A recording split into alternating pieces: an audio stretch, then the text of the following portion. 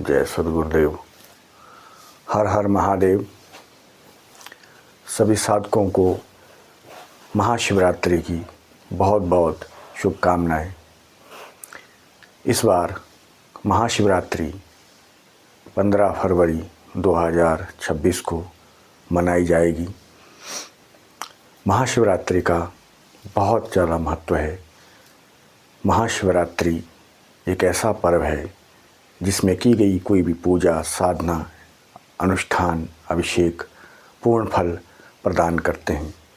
जीवन में 4 जो पुरुषार्थ हैं, धर्म, अर्थ, काम और मोक्ष, वो तो मिलता ही है, साथ ही साथ जीवन में पूर्णता भी प्राप्त होती है। जीवन की पूर्णता क्या है? हमारे वेदों में, हमारे शास्त्रों में कहा गया है, पूर्णमदः पूर्णमिदं पूर्णात् पूर्णमुदच्यते पूर्णस्य पूर्णमादाय पूर्णमेवावशिष्यते। भगवान शिव की आराधना करने से जहाँ जीव कल्याण का भागी होता है, वहीं वह हर प्रकार की कामना पूर्ण करता हुआ अपने जीवन को ऊर्ध्वगामी करता है। भगवान शिव की साधना प्रत्येक ऋषियों ने की है। इतिहास में हम देखें तो बड़े बड़े ऋषि मुनि, चाहे वो अत्रि हो, कणाद हो, पुलस्त्य हो, गौतम हो, भरद्वाज हो, उपमन्यु हो, मार्कंडेय ऋषि जी हों या अन्य कोई भी महान ऋषि, सभी ऋषियों ने शिव साधना करके, महामृत्युंजय साधना करके अपने जीवन में पूर्णता प्राप्त की है। इसीलिए भगवान शिव देव नहीं है, वो महादेव हैं। महादेव उसे कहा गया है जो हर प्रकार की इच्छा पूर्ण करे, चाहे लौकिक हो चाहे पारलौकिक हो। इसीलिए महादेव साधना अवश्य अपने जीवन में संपन्न करनी चाहिए। महादेव परम देव हैं। महादेव स्वयं महाकालेश्वर हैं। जीवन में किसी प्रकार की भी कष्ट है, बाधा है, पीड़ा है, अपमृत्यु है, रोग है, बीमारी है, उन सबको परे धकेलने की जो क्रिया है वह महामृत्युंजय साधना है, वह महाकाल साधना है। इसीलिए सद्गुरुदेव निखिल जी ने भी अपने उच्च कोटि के साधकों को, शिष्यों को महामृत्युंजय, महाकाल दीक्षा और साधना प्रदान की थी, जिससे वे अपने जीवन में हर प्रकार के कष्टों से, पीड़ाओं से दूर रहें और जीवन में पूर्णता प्राप्त करें। तो इसीलिए आज मैं आपको महामृत्युंजय साधना का एक जो लघु रूप है, उसको मृत्युंजय लघु साधना कहते हैं, उसे आपको प्रदान कर रहा हूँ। क्योंकि आने वाला समय बहुत ही उपद्रव लिए हो सकता है। आने वाला समय कैसा हो, कष्टपूर्ण हो, पीड़ादायक हो, सो इसीलिए हमें सचेत हो जाना चाहिए कि हम समय पर इस महाकाल महामृत्युंजय साधना को संपन्न करें। सो इसीलिए महाशिवरात्रि के दिन इस बार 15 फरवरी को उच्च कोटि की ज्योतिष की दृष्टि से भी देखें तो 10 महान योग पड़ रहे हैं। ऐसे 10 महान योग एक बहुत लंबे कालखंड के बाद, एक बहुत लंबे समय के बाद ज्योतिषीय दृष्टि से इस बार योग बना रहे हैं, पढ़ रहे हैं। तो हम चाहते हैं कि इस बार सभी साधक, सभी भगवान शिव के भक्त जो है शिव साधना करें, शिव योग करें, मंत्र जाप करें और रुद्राभिषेक करें। रुद्राभिषेक का बहुत महत्व है। रुद्राभिषेक का इतना महत्व है कि जो प्रतिदिन रुद्राभिषेक करते हैं उनके जीवन में कभी भी किसी भी प्रकार का कोई कष्ट या बीमारी या पीड़ा नहीं आती है। सो इसीलिए महाशिवरात्रि के दिन आप प्रातः स्नान करें शुद्ध जल से, गंगा जल से, और उसके बाद फिर आप पूजा स्थान में बैठ जाएं। सामने चौकी रख दें, उसके ऊपर, चौकी के ऊपर एक सुंदर पात्र हो, उसको आप रख दें और फिर पूजा की जो भी, शिव पूजन का जो भी सामग्री है उसको पहले दिन ही एकत्रित करके रख लें। उसके बाद आपके पास प्राण प्रतिष्ठित कोई भी शिवलिंग होना चाहिए, विशेषकर नर्मदेश्वर शिवलिंग हो तो बहुत ही उत्तम है, क्योंकि नर्मदेश्वर शिवलिंग की बहुत महिमा है। स्कंद पुराण में मार्कंडेय ऋषि जी ने नर्मदेश्वर भगवान की बहुत महिमा का वर्णन किया है। इतना कि नर्मदेश्वर शिवलिंग यदि प्राप्त हो तो सोचना आपने कि भगवान शिव ही आपको प्राप्त हो गए हैं। सो इसीलिए नर्मदेश्वर शिवलिंग हो तो बहुत बढ़िया है, पारदेश्वर शिवलिंग हो तो भी बहुत अच्छा है।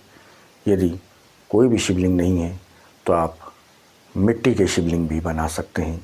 मिट्टी के आप 3 शिवलिंग, 5, 9, 11, 108 या 1000 सहस्त्रलिंगम भी बना सकते हैं। फिर उसके बाद उसका अभिषेक, पूजन विधिवत करें, बिलपत्रों से करें, अक्षत से करें, पुष्प से करें।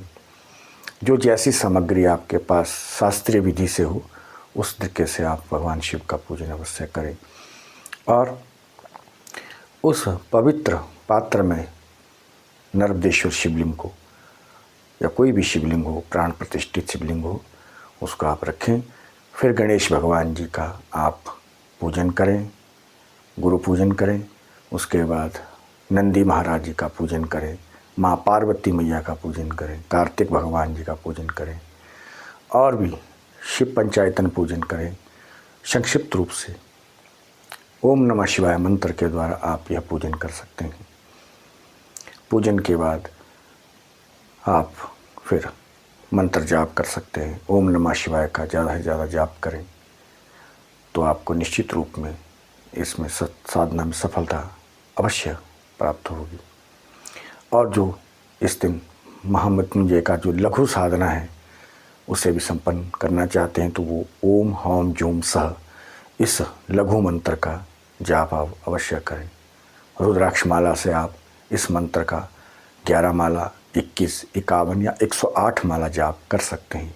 मंत्र फिर मैं आपको बतला रहा हूँ। ओम हौम जूम सह इस मंत्र के द्वारा आप महामृत्युंजय महाकाल साधना संपन्न कर सकते हैं। यूँ तो महामृत्युंजय साधना के कई बड़े बड़े मंत्र भी हैं, बहुत बड़े बड़े विधान हैं, लेकिन उसमें ना जा कर के आपको संक्षिप्त विधान और यह साधना को प्रदान कर रहे हैं। सो इस प्रकार से भगवान शिव का अभिषेक करके फिर उसका पवित्र पूजन करें। बिलपत्र से, आग से, धतूरे से, चंदन, अक्षत, पुष्प, धूप, दीप, नैवेद्य अर्पित करके भगवान जी को प्रसाद का कोई भी प्रसाद आप चढ़ा सकते हैं। फल हो, कोई भी ऋतु फल उनको प्रदान करें, फिर आरती करें। तो इसलिए ओम नमः शिवाय का जाप या ओम हौम जूम सह इस मंत्र का जाप आप 11 माला, 21 माला, 51 या 108 माला का अवश्य करें।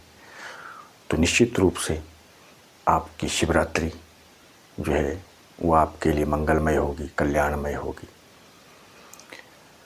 तो महाशिवरात्रि साधना करने के अलग अलग मुहूर्त होते हैं, अलग अलग क्षण होते हैं, लेकिन विशेष रूप से महाशिवरात्रि अपने आप में एक पूरा दिवस और रात्रि 24 घंटे सर्वसिद्धि प्रदायक है। आप कभी भी इस साधना को, पूजा को, अभिषेक को संपन्न कर सकते हैं, चाहे प्रातःकाल, चाहे सायंकाल, चाहे रात्रि काल में।